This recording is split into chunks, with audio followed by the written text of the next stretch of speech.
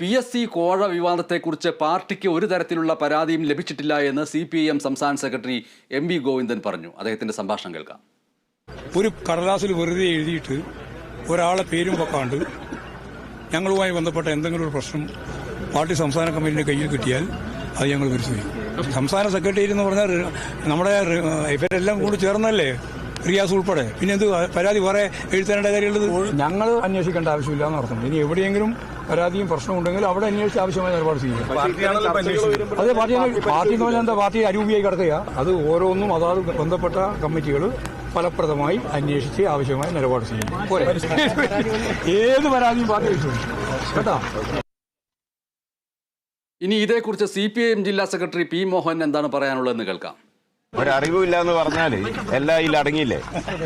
ആ കൂട്ടത്തിൽ ഞാൻ പറഞ്ഞിട്ടുമുണ്ട്. ഇനി തെറ്റായ ഏതെങ്കിലും പ്രവണത നിങ്ങളുടെ ശ്രദ്ധയിലുണ്ടോ? ഞങ്ങൾക്ക് രേഖാമൂലം തന്നാൽ നമ്മൾ പരിശോധിച്ച് കർശന നിലപാടെടുക്കും. ഗോവിന്ദ മാഷ് പറഞ്ഞു കഴിഞ്ഞാൽ പിന്നെ അതിന്റെ അപ്പുറത്തേക്ക് ഒരു വാക്കില്ല.